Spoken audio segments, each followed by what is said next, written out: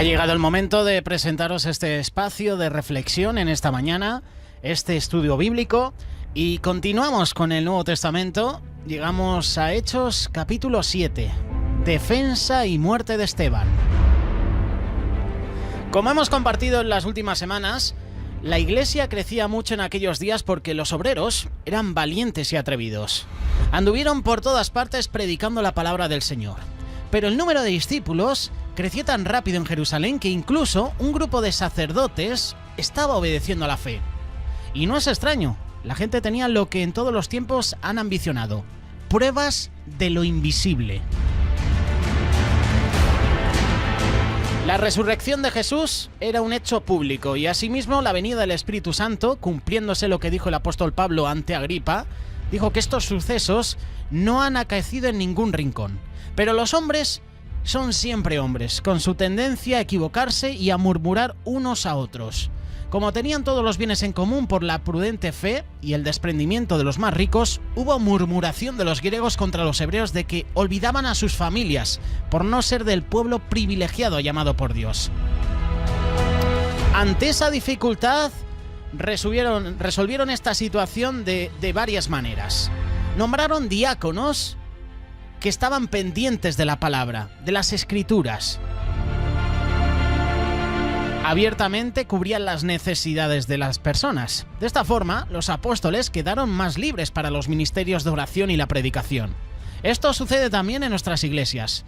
Los asuntos espirituales pertenecen al pastor o a los ancianos nombrados por el consejo. Pero alguien tiene que cuidar también de los asuntos materiales, de cómo está la iglesia, que esté limpia, de los diferentes ministerios y también de los secundarios de la iglesia. De ahí la misión de los diáconos. Eso lo hemos visto en semanas anteriores. También la elección de Dios y la de los hombres. Hasta entonces, el protagonista principal en la iglesia unida era Pedro. Pero Dios tenía otro elegido, del cual los diáconos humanos echaron mano para hacerle cuidar de las cosas menos importantes. Estamos hablando de Esteban, que era un predicador nato, un hombre de Dios y posiblemente, si los apóstoles hubieran obrado con menor prisa, Dios lo habría revelado y Esteban hubiese quedado como uno de los más predilectos ancianos de la iglesia. Aún con las mejores intenciones, podemos equivocarnos al tomar decisiones que tienen que ver con el reino de Dios. En griego, por cierto, el nombre Esteban es marturión, de donde se originó la palabra mártir en todos los idiomas.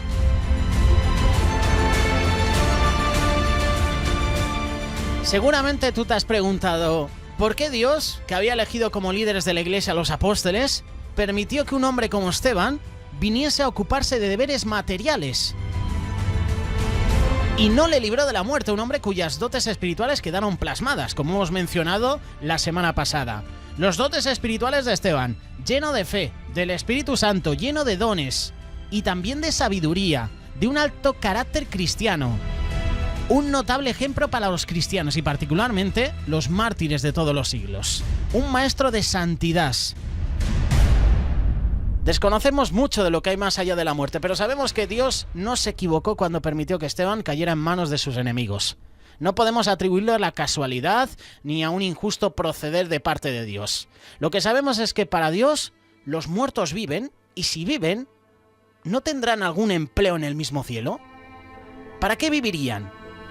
Sabemos que Dios tiene una parte de su iglesia en la tierra, expuesta a muchas tribulaciones y tentaciones de parte del enemigo. Y otra parte está en el cielo, en la mansión de Dios, la casa del Padre, como dice 2 Corintios, capítulo 5, versos del 5 al 10.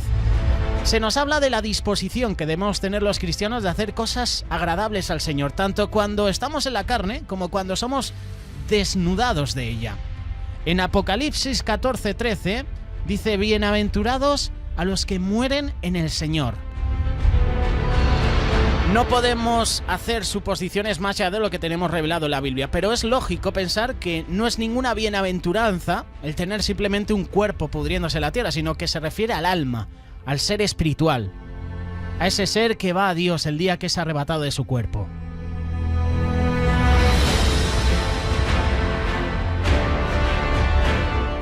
Otro de los puntos importantes que hemos hablado es que la actividad espiritual al otro lado de la muerte es importante.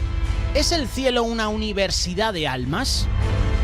Leía esta pregunta a través de un gran orador en los medios de comunicación y dice que cuando nosotros tenemos dos empresas, una llena de grandes dificultades y otra mucho mejor y más efectiva, ¿a dónde destinamos nuestros mejores obreros? Para un obrero cristiano, de las cualidades de Esteban, no es extraño que Dios le llamara por la muerte a su empresa superior. Así lo hemos experimentado nosotros mismos, incluso nuestros hermanos en otros países que son perseguidos, son llevados a cárceles, son azotados. La expresión "sus obras con ellos siguen" en griego puede tener dos excepciones. El recuerdo de las tales sobre la tierra, cómo nos regocijamos nosotros edificando nuestros espíritus con los escritos de grandes servidores de Dios, porque ya están en la presencia de Dios, y que su energía, o sea, sus actividades, siguen en el más allá.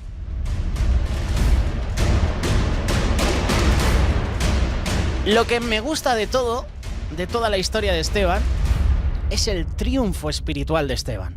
Sabemos que había un joven fanático judío que presenció la muerte de Esteban. Todos sabemos que era el apóstol Pablo, antes de ser un discípulo, antes de ser un fiel seguidor al Señor. Este era ya un rabí, según la confesión hacia él mismo. Y esto lo menciona Hechos capítulo 26, verso 10. Guardaban los vestidos de aquellos malvados que ejecutaron a Esteban, según la ley judía del apedreamiento. No sabemos lo que Dios encomendará a Esteban en el más allá, pero a este lado de la muerte, Esteban dio testimonio que produjo una profunda impresión en aquel joven. Luego conocemos la historia, ¿no? Saulo, Saulo, ¿por qué me persigues, no?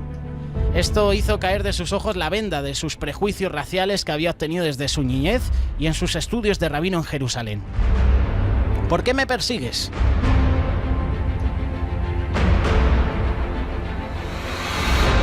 A mí lo que me llama la atención de toda esta historia es que cuando te hace algo alguna persona, tratas de desquitarte, le pides a Dios que le haga daño.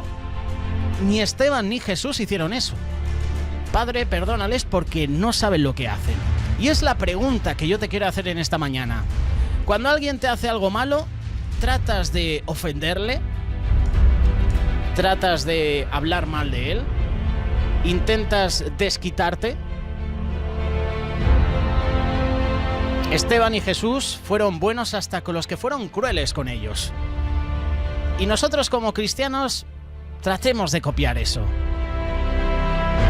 Por eso, si no conoces al Señor, es el momento de que lo hagas. Ese es el momento de que hagas la oración. Señor Jesús, yo te recibo hoy mismo como mi único y suficiente Salvador personal. Creo que eres Dios y que moriste en la cruz por mis pecados y que resucitaste al tercer día. Yo me arrepiento, soy pecador. Por eso te pido perdón, Señor. Gracias doy al Padre por enviar al Hijo al morir en mi lugar. Gracias, Jesús, por salvar mi alma. Dice que Esteban, a punto de morir, vio el trono y a Jesús a la diestra del Padre. Esteban, el mensajero martirizado, podría ser el título de este estudio bíblico. Preciosa la historia de Esteban. Este espacio estará disponible en unos minutos a través del canal de YouTube 30 más 30 Radio, estará disponible en iVoox, en Radio Solidaria, también en facebook.com/30 más 30.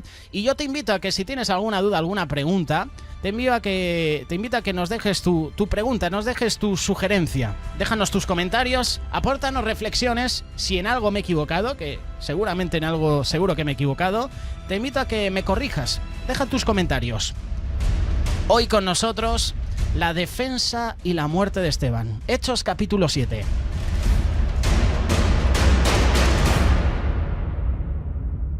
Radio Solidaria, una radio comprometida.